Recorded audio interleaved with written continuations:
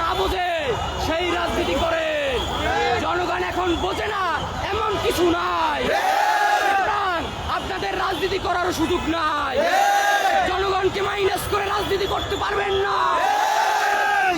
আপনাদের সাক্ষী রেখে আমি বলবো, আগামীর রাষ্ট্রনায়ক বলে অনেকে, বিএনপির ভারপ্রাপ্ত চেয়ারম্যান দেশে এসেছে। জুলাইতে আমার 1400 ভাই জীবন দিল, শহীদ হলো, 30,000 আহত হলো। তাদের সাথে কি আপনি সাক্ষাৎ করেছেন? আহত পরিবারের সাথে সাক্ষাতে বসেছে, শহীদ পরিবারগুলোর সাথে বসেছে। তাদের ভোট কি আপনার দরকার নাই?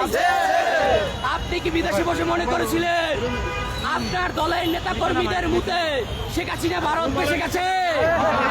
শেখ হাসিনা আপনাদের দলের নেতা কর্মীর মুতে বেসে যায় না, এই দেশের জনগণের রক্তে বেসে গেছে। প্রিয় বন্ধুগণ, ভবিষ্যতে এই বাংলাদেশে যারা এই রাজনীতি করবে, 71-এর সাথে 24-কেও লালন করতে হবে। এই 1400 মানুষ এমনিতে জীবন দেয় না। এই 1400 মানুষের নবজাতক সন্তানরা তাদের পিতাকে দেখে নাই, তাদের মাকে দেখে নাই। অনেক মা আহাজারি করছে তার সন্তানের জন্য, তার সন্তান আর মা বলে ডাক দেয় না। এই সন্তান দেশের জন্য শহীদ হয়েছে। এই দেশ কি এই শহীদের হত্যার বিচার করবে না? দিয়ে এই ইন্টারিম কি প্রতিষ্ঠিত হয় নাই?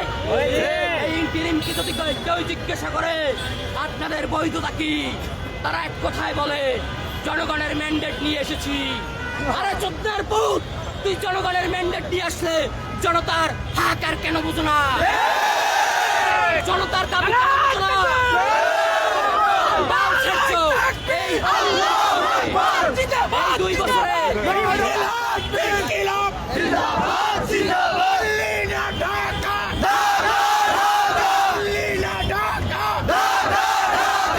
সবাই হাজি হব, সবাই হাজি হব,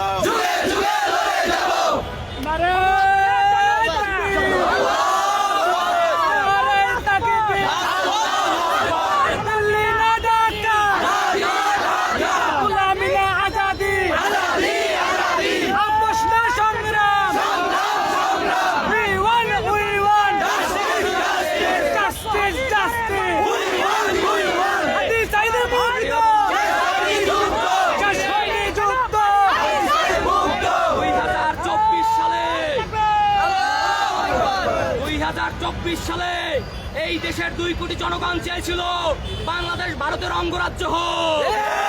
সেই 2 কোটি আওয়ামী লীগ, স্বৈরাচার লীগ, এই 2 কোটি খুনি লীগ আর 16 কোটি মানুষ আজাদির পক্ষে লড়াই করেছে। এই 16 কোটি মানুষ ইনসাফের পক্ষে লড়াই করেছে। এই 16 কোটি মানুষের কণ্ঠস্বর ওসমান হাদি। এই ওসমান হাদি কালচারাল ফ্যাসিস্টদের জাম হয়ে দাঁড়িয়েছিল।